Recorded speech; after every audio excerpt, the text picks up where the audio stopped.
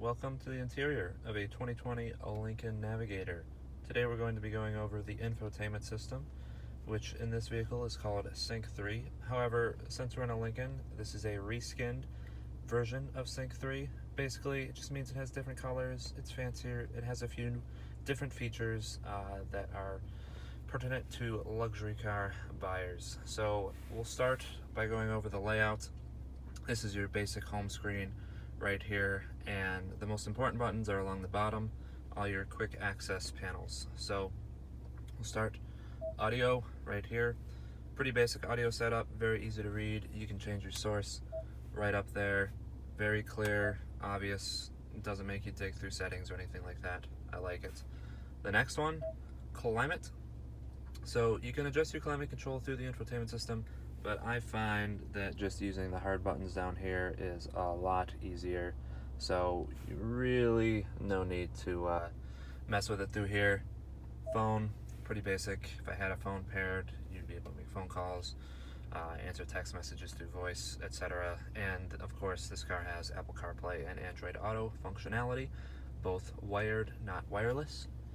Next, nav. So this is, a pretty standard navigation screen. Pinch to zoom, you see it reacts decently quick to my pinching and zooming here. The search function I really like. You can just type in pretty much anything. It's almost like a Google search on Google Maps, and it will bring up a number of different results, and it has been pretty reliable so far. Next, apps. This is also pretty basic. You have SiriusXM Travel Link. And then the final tab, settings. A couple things I'll point out here. One, way at the end, ambient lighting. So you have a number of lights that you can choose from here. Not as many as Mercedes or other luxury cars, but you still get a pretty decent selection.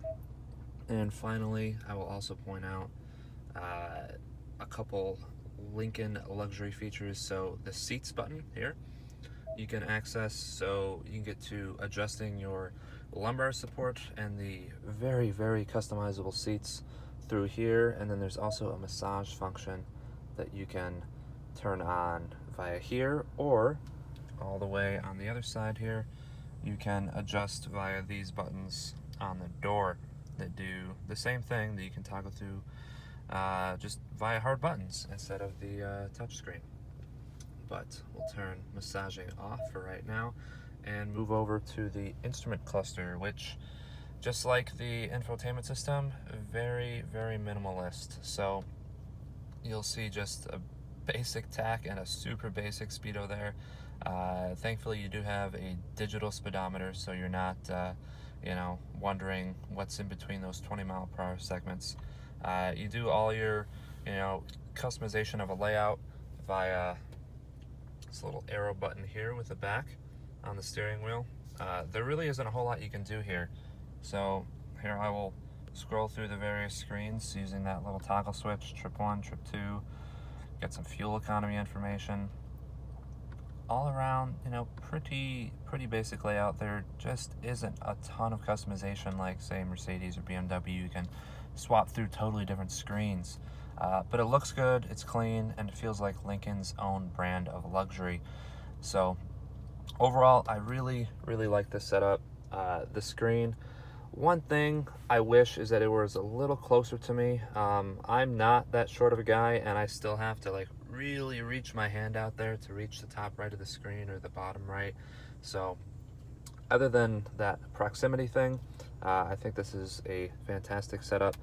And yeah, Sync wins again.